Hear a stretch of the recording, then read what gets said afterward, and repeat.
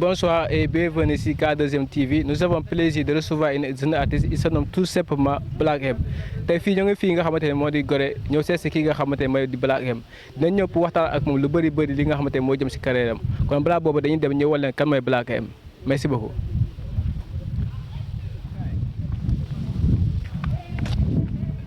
Bonsoir et bienvenue ici K2M TV. Nous avons le plaisir d'inviter une jeune artiste. Il se nomme tout simplement Black M. te ñu ngi fi nga xamante moo di Gorée te gars yi kenn du lay wax fan mooy Gorée dañ koy bàyyi tout d'abord mu présenté wu wax leen lu bëri loo xamante ne moo jëm si carrière am. dama koy jël wala. Black M.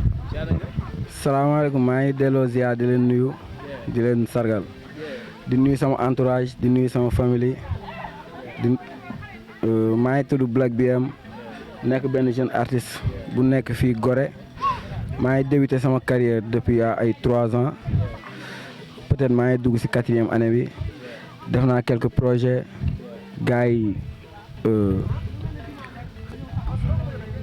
waaw maa ngi ni bëgg.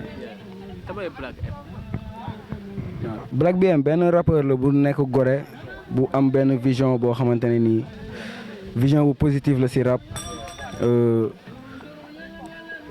waaw.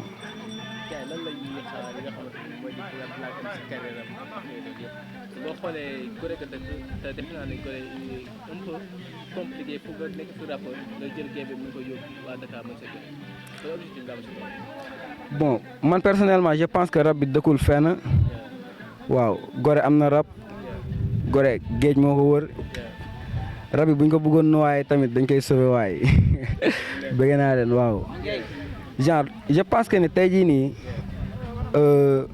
nit sa gëm-gëm nga am quoi waaw nit ku nekk am na li nga gëm te nit ku nekk loo nekk da nga ko war a gëm man tey jii nii je pense que ni rap bi pourquoi pas tey jii nii foo déggee rap Galsen nga ni Gorée war na mën a nekk parce que am na ay jeunes gars yi am nañ talent ñu ngi siy nekk chaque jour genre xaaruñu si kenn quoi.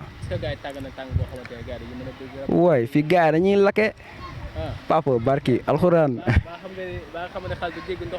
déggoo ma xanaa ma ni fii gars yi dañuy lakke laa la wax dañuy lakke waaw genre man nag du ma juger sama bopp quoi mais xam naa ne maa ngi job waaw rappeur laa mais man rappeur laa papa waaw mais xam nga tey jii genre comme ni ñu koy waxee saabu du fóot boppam yow da ngay job di teg après gars yi ñooy xool ñoom ñooy approuvé quoi ñooy wax tey kii tàng na wala kii tàngul waaw man loolu laa ya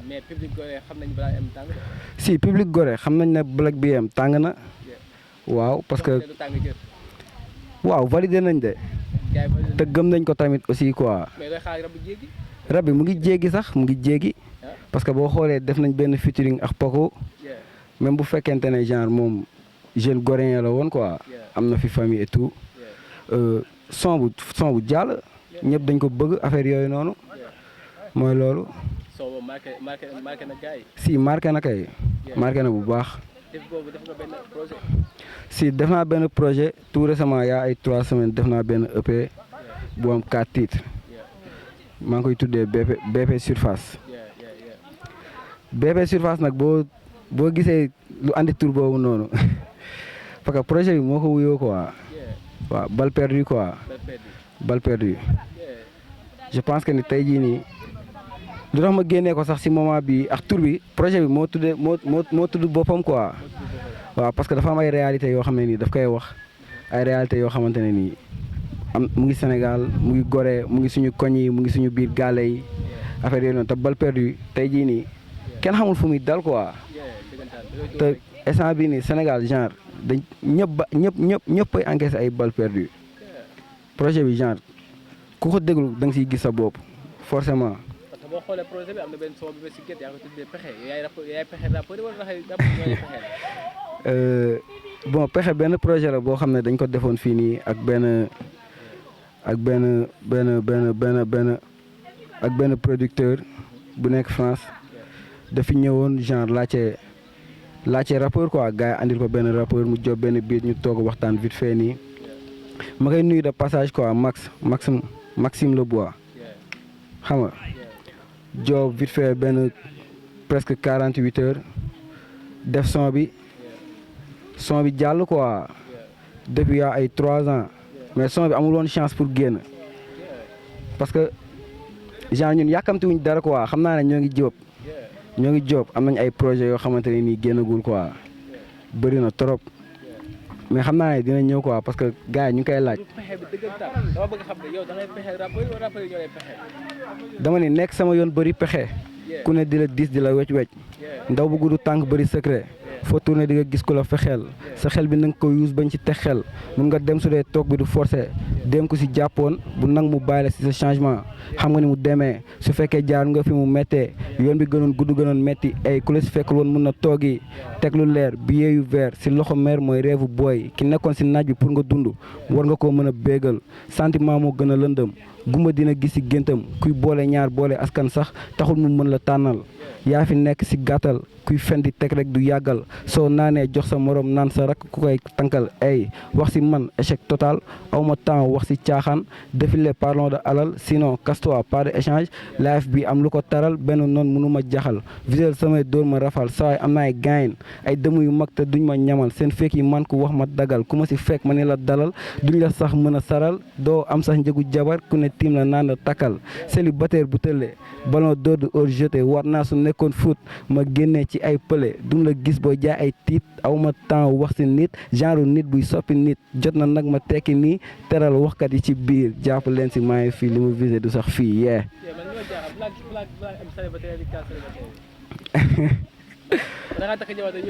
non Black takul jabar Black xale la Black demagul fenn papa bon mooy comme li ma lay wax rek non lu jot yomb quoi instant bii nii xam nga ay xale lañ am ay projet am si yoon bu ñu nekk quoi waaw bëgg a teel a yegg waaw macha allah. ba ma commencé rap war na def 3 ans waaw di dugg si 4e année bi nii sama première son maa ngi ko def déranger xam nga son bi dafa génn tey mu yegg ko concert suba chaque jour gars yi di ma laaj déranger clip waaw dama doon déranger ah mais du ma déranger bu ñuy déranger kan mooy arranger non boy en fait rab bi benn aar la quoi boo xamante ne nii amul limite quoi franchement ku nekk da nga ko war a def ni nga ko filee quoi ni nga ko gëmee ak ni nga koy dundee xam nga bañ a ñot di dara bañ a teg loo xamante ne nii dundoo ko xam nga di wax li ngay dund di wax réalité yi nekk si dëkk bi mooy loolu même bu fekkee da ngay foow maanaam ni nga ko filee rek mooy loolu comme ni nga koy waxee ni nga filee sa vibe noonu nga koy defee mais message war na mën a jàll quoi waaw. Black boo xoolee ça fait 3 ans nga nekk si école bi 3 ans nga def EP ñaata son 3 ans def naa plus de 10 sons. def naa benn projet EP bu am 4 sons. waaw boo xam ne génn récemment def naa benn album au nom de Squad DKR. génnagul album bi def na 8 titres. album bi dañ ko defoon il y a 2 ans ci ginnaaw mais instant yi la war a génn parce que xam nga mooy loolu quoi xam nga rap bi yombul surtout rap bi Sénégal dafa xaw a.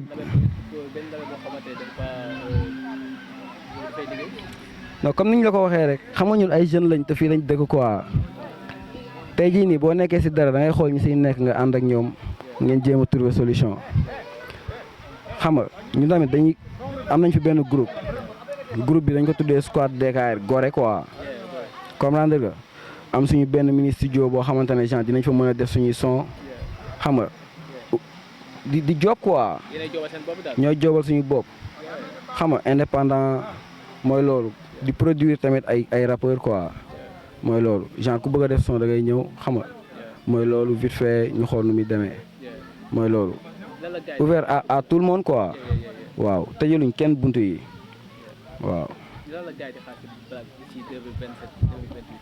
non yàggul dara amaana balaa 3 mois sax mooy loolu noonu. never mind daa am lu ñu doon xaar rek. Gorée am na lépp. ay git kese moo fi am amul rab. Gorée àdduna la papa. Gorée am na lépp. mais amul rab. Gorée àdduna la. mais am na rab. Gorée am na lépp laa la wax. mais amul rab.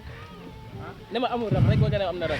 kool ma ji pour link bi amul leen lu may xalaat gère fii te dum ci biif ama réel ji foog yu biche ku ma lekkati fër pour ñu coob ma foog ñu xiifal ay ati at pour mën ma lekk sans souci yoruma gu nit bëri fi link comme pas possible man ak sama équipe bu ñuy joué doo ñu gis jekk ci champion bi ñooy champion ñooy élite foog sa team sale équipe bee mooy angule pour muy leer na booy bi beeg lëndëm doo ma si gis ndax da mën leer comme takkandeer di teglu leer ba yem sa CR7 la may messi numéro 10 la technique ci xaaruma benn nit pour génn si mu jàpp si si fekkul damay dem sans dellu si. yeah. gars yi mën nga jàpp wala gars yi ngay napp. yow booy man nappuma kenn man li ma fil laay def non damay rap. man damaa bëgg a génne benn xaalis benn somme tamit stable bu baatal la. booy wol ku la neex. wol ku la neex. fu la neex heure bu la neex. ci lu la neex. waaw. gars yi naan Gorée am na tam loolu. waaw nañ ñëw xool nañ ñëw Gorée. nañ ñëw. mooy yow. mais gars yi dañoo toog. waaye Black mu ngi toog si rukom de. Black mu ngi toog si rukom de. gars yi ñëwee ngeen Black. ah. ma woote. Fall. ma paase gars yi. wol ku la neex. gars yi naan Gorée amul rab waxal ak ñoom. wol ku la neex man maa ngi si sama muut papa. maa ngi si sama muut. waaw maa ngi si sama muut. maa ngi si rap. waaw. Gorée am na rap papa. waaw. mais man Gorée defe naa ma yow laa fi dégg comme rappeur. non Gorée am na rap. Gorée am na rap. am na MC Go am na Master Vic am na BNG. am na Foleuse. bon man fii laa juddoo. fii laa yaroo. fii laa màggee. maanaam tey jii nii. ñun luy toxal affaire bi du koy jëlee fii yóbbu ko ci kaw la ñuy xool mais bëgguñu sax mu yem fii nii parce que benn communauté la. genre du question de daw dara nag quoi dañuy rap quoi xam nga mooy loolu noonu amul xam nga lu nu fa ñëwee rek noonu la fay demee waaw nu fa ñëwee noonu la fay demee mais mooy loolu quoi waaw. ah baay man maa ngi fii toog de.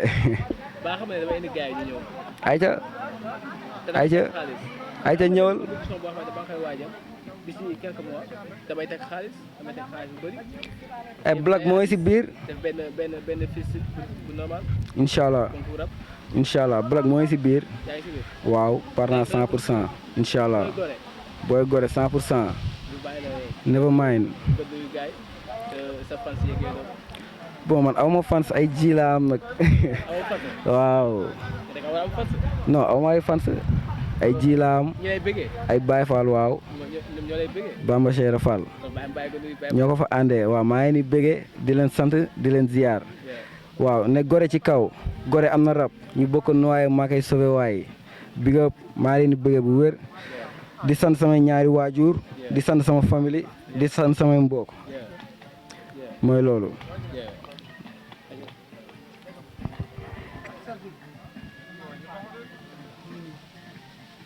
Merci. allo waaw Black xaaral ma woo man gars yi dañ ma bett dama ko xawoon xaar dañoo am benn sponsor bu bees boo xamante ne dafa ñëw sponsorisé jox li nga xamante ne moom mooy set bi set boo xoolee ñu ngi si def ñoo ànd si lépp quoi. ñooy ànd si lépp. lépp tout contre la violence lépp loo xamante ne wàllum violence si match yeeg wala lépp foo xamante nit ñi dañ fay dajaloo nga xamante ne dañu mën a def suñuy sport wala lépp lu mën doon def violence du am gars yi ñoo ko def am benn sponsor bu bees ñoo ànd si lépp quoi. waaw ñooy ànd si lépp maa ngi leen di bëggee di leen remercier di kontaan tamit si initiative bi quoi parce que tamit fair play mooy lépp ñun ñoo war a bokk lépp ñoo war a ànd si lépp franchement parce que tey jii nii Sénégal ñëpp ay mbokk lañu xam nga warul ñaaw ci lenn warul ñaaw ci fenn mooy loolu waaw maa ngi leen di bëggee bu wér a wér a wér. gars yi comme ni nga ko waxee woon samedi rap day am chaque samedi jàppale dañuy seeti ñi nga xamante ñooy jeunes artistes yi mooy nga dëkk fii fépp foo mënti dëkk si Sénégal dañuy ñëw seet si la waxtaan ak yow di jëm si sa carrière ñoo ngi rafetlu aussi initiative bi nga xamante ne suñu sponsor bi jël na ko mooy ñoo ànd si lépp tout contre la violence kon gars yi ñu def noonu à bientôt merci.